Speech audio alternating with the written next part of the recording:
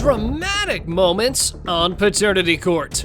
Can I say something, Your Honor? Yes, you may, sweetie. You messed my life up. I'm gonna show that now. Because, huh? Take your time. I mean, I can't teach my son how to be a man. So, I will. This story begins with 3 kids, 2 moms, and 1 day. The 2 sons, Victor and Maurice, share the same mom. The mom told them Victor Medley is their father.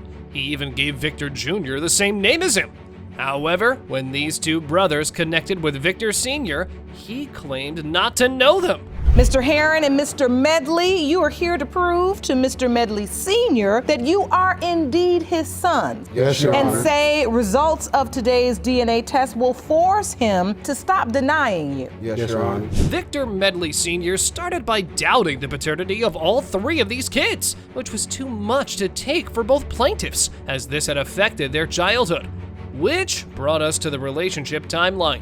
Mr. Medley told the court that after hitting it off with their mom and having a committed relationship with her, they heard rumors that she was cheating. How difficult your life has been without having a father. It affected me in life. Want to know why he wasn't in my life? Why would you give me your full name as Junior? Why would you sign my birth certificate? If you deny me as your child, it hurts me like all get out. The alleged father further disclosed that when the son's mom got pregnant, he talked to his pastor and told him to marry her, so he did. However, at that time, rumors of her cheating increased. He even went to audition for a band where one of the band members claimed to have slept with his wife, not knowing she was married. You claim you went to your pastor once you learned she was pregnant. Yes. And what did your pastor tell you? Do the right thing, make her an honorable woman. Basically, you married her even though you had doubt. Yes. You also claim you heard from another band member. Yes. Sadly, after the wifey passed, the defendant went full throttle with his denial. The only silver lining was the loving grandmother, who acted contrary to her son and was present for every milestone. She would tell them that it doesn't matter how their father acts because she knows they're truly her grandkids, and nothing can change that. When his mother died, he was nowhere in our lives before then. His mom came down for Christmases, birthdays, everything. Gave us and she everything. treated us like we was her grandkids. When she and took she it- told us no matter what your daddy say, you guys are always gonna be my grandkids. And that hurts me so much to hear this man sit here in this courtroom and lie to you like that. Miss Johnson was also in the courtroom because she believed Mr. Medley was her father. She says she grew up all her life doubting her paternity until she asked her mother who her father is, and she gave her Mr. Medley's name. So, can the DNA test resolve the problems this family is having? Mr. Medley Sr., you are not her father. Okay. Mr. Medley, what are you feeling now? I thought she was my daughter. Mr. Hill has brought Miss Harris to court because he doesn't believe he is her son, Diamond's father. He says he has petitioned the court for years and was never granted permission for a DNA test, but he has finally established reasonable doubt. Ms. Harris, you state that Mr. Hill was insecure and jealous when you dated. Yes, Your Honor. And you argue that Mr. Hill and your son are the spitting image of one another, and you are convinced he is Taman's biological father. Yes, Your Honor. So, Mr. Hill, you're paying $50,000 in child support. Yes, Your Honor. To Miss Harris, these allegations made no sense from the start because she didn't sleep with anybody else in the time that they were together. However, Mr. Hill refused to believe the lie because she confessed to sleeping with someone else when they briefly broke up once. Why would he manufacture these doubts? Because the alleged claim person that I supposed to slept with, he was my friend. Excuse my me, mother Your Honor. knows him and everything. We broke up at least about 6 times. And He's a actually, lie. maybe the next to last time we broke up, she got mad at me because I couldn't go on a trip with her. And when the birth certificate part came, the alleged father claimed that he was too naive and signed the certificate out of best intentions and paid so much money in child support, not knowing if Taman was truly his. I paid over $50,000 $1,000 in child support, not knowing what to do, who to talk to, who to lead me and guide me in that right direction, telling me, don't sign the birth until, since you have these doubts, don't tell, you need to find out if this is really your These child. doubts just came. You never had doubts. Different You are occasions. amazed, happy because this was your first child. Up next, Miss Harris's mother takes the witness stand next and angrily asks Mr. Hill if he's crazy. She says it's laughable that Mr. Hill is doubting Taman's paternity when the kid looks exactly like him. She says she knows for sure her daughter did not cheat at that time, and Taman is surely Mr. Hill's son. You need to be ashamed of yourself. Are you blind, Chris? Are you blind? I'm not blind. Do I you have two see other him, kids Chris? that look exactly like Do me. you see him, Chris? Well, your daughter shouldn't have Your been other with somebody children do else not telling me look what like to you. do. You need to have them on paternity court back in front of this judge, because he looks like you, they don't. Taman's grandmother testified all she wanted was for Mr. Hill to have a relationship with his son. Judge Lauren talks to Taman next, who says he knows Mr. Hill as his father, and he has also regularly paid child support, but he has played no active role in his life, and he wishes he was more present. He won't even come and spend any time with his son. We don't want to beat you up like you used to get beat up. We don't want to beat you up. All we ask you to do is spend some time with your son. So, you know. And I know this is hard for you to listen to. What has this been like? Did you grow up with the understanding that Mr. Hill was your father, your biological father? Taman told the court that Mr. Harris used to send him angry messages about the money, demanding a DNA test every once in a while. Mr. Hill also says if Taman is proven to not be his, he will fight to take back his child support payments in court. So, could the DNA test resolve this family's dilemma? Mr. Hill, you are his father. Can I say something, Your Honor? Can I say I something, think you Your owe Honor? my son an apology. Excuse me. That's exactly what I'm finna do. Tomorrow, I apologize for not being in your life, not doing what I needed to do. Miss Jacobs brought Mr. Walker to court because she believes he is her biological father, but feels hurt because he abandoned her immediately after her 14th birthday. Mr. Walker says he heard a very damning conversation between his wife and her family, which cast paternity doubts, due to which he left. On her 14th birthday, Your Honor, we were outside celebrating with 4th of July. I heard an argument inside the house. So I go in to see what's going on, and my ex-wife, her mother, and her sister was in there, and she was screaming at her mother like she was drinking, so she was being belligerent and stuff. She's like, well, you know there's a chance they're not his kids, and I don't know what to do. Miss Jacobs says she had no idea all of this had happened and felt like her father had walked out on her for no reason. She says she had to be placed in foster care after her father left. Mr. Walker moved to another state, and she lost all contact with him for several years. Why would you do it now, 14 years later, at her party, when we're supposed to be having a good time with her birthday, and you wait? What happens at that point? The relationship ended. You ended the relationship. That's correct. Miss Jacobs says she felt really abandoned and purposefully got pregnant at 16 so she could be emancipated. Mr. Walker says he had no idea all of this was happening because he had kicked his wife out after the paternity mess came to light, and family members told him they often overheard his wife cheating in his absence. It was really hard. I actually ended up getting pregnant when I was 16 just to be emancipated. So you got pregnant on purpose? Yes, Your Honor. It's obvious that you were looking for the family you didn't have. Yes, Your Honor. And Mr. Walker, you had no idea your daughter was going through all of this? No, Your Honor. Miss Jacobs says she learned the truth when she was about to give birth to her daughter at the age of 17. She wanted her father there, but her mother told her there was no need for it, as he probably isn't even her biological father.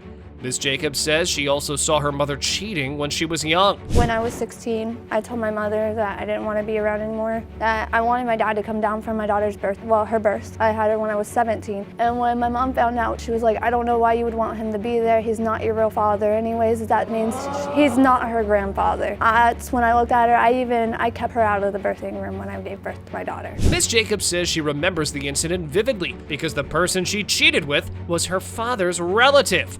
She relayed whatever she had seen to her father, who confronted his wife about it. She denied everything by saying Miss Jacobs was making up stories. Mr. Walker said a young kid is incapable of doing that. He confronted her. She told him that I was lying, I was making up stories. My dad looked at her and was like, I don't understand how you think a 5-year-old has the time to sit around and make up stories about adult content. Mr. Walker says that when he took his wife to court for the divorce, all he asked for was the kids. His wife wanted the property and the house. He says he fought for the kids for years and had paperwork to back that up, but the court always favored his ex-wife because she accused Mr. Walker of being a drug addict. The only thing she wanted in the divorce was the property and the contents of the house. And I said, give me my kids, you can have everything, anything you want.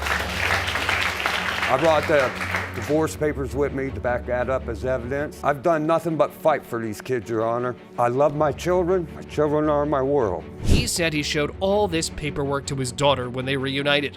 Miss Jacobs says she feels terrible because she said many hurtful things to her father when they first met again due to her mother's brainwashing. So, will the DNA results give this father-daughter duo their happy ending? You are Aisha's father.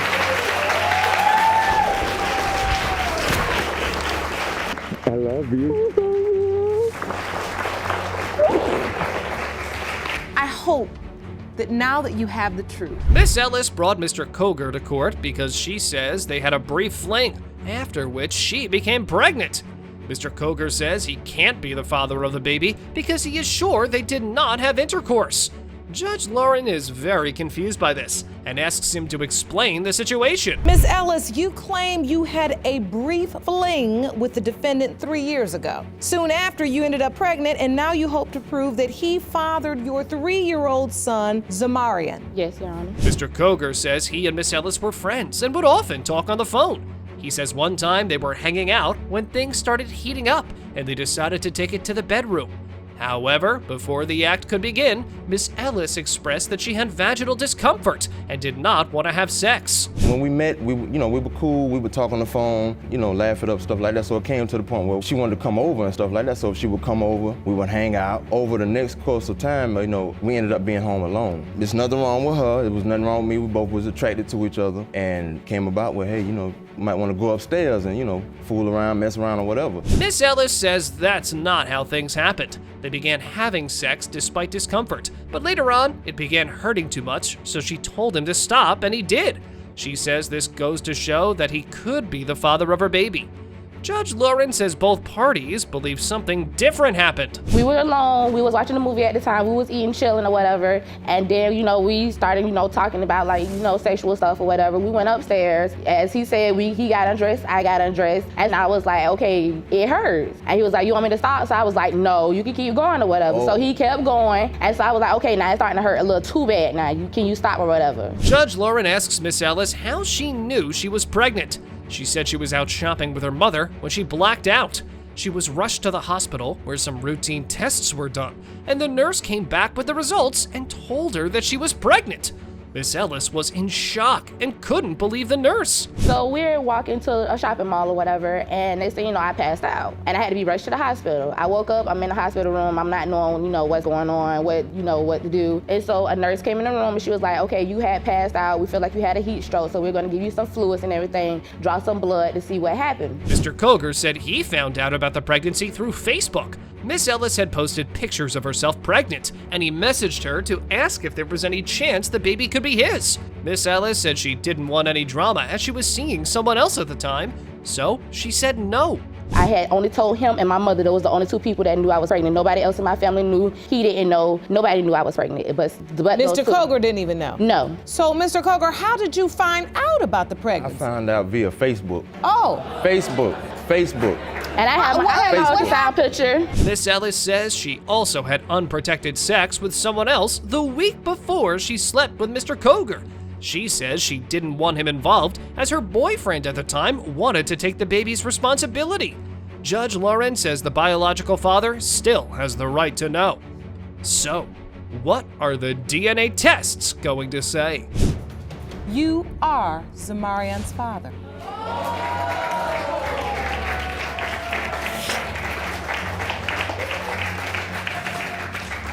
Is your memory coming back now? Not at all. Not at all, Your Honor. Miss Wilson and Mr. Woody come to court to establish the paternity of their 2-month-old son, as Mr. Woody loves the kid and wants him to be his, but he has doubts, as Miss Wilson has said she also slept with someone else at the time of conception. Mr. Woody even gave the child his own name. Mr. Woody, you are here today desperate to learn if you are the biological father of the defendant's son. Yes, Your Honor. Now, Ms. Wilson, you confess you slept with another man at the time of conception, though you honestly can't be sure who fathered your child. Hoping today's results will give you that answer. Yes, Your Honor. Mr. Woody says he was excited about the baby because he already has a young daughter he really loves, but wants to have a son now too. After hearing that he could be a father again, he was ecstatic to learn that he had a son he could teach baseball and basketball to and do father-son bonding with. I have a 3-year-old daughter already, so when I found out I was having a son, I was excited because what man doesn't want to have a junior, you know? So I got plans made, you know, I'm ready to go play baseball and basketball with them and, you know, all the stuff a father's supposed to do with a son. So I'm just ready, so I'm ready to be a father to a boy now. Mr. Woody says he has come to really love the child and has developed an excellent relationship with him. And now he's scared that he might not be his. This comes from the fact that he and Miss Wilson were not in a relationship when they slept together.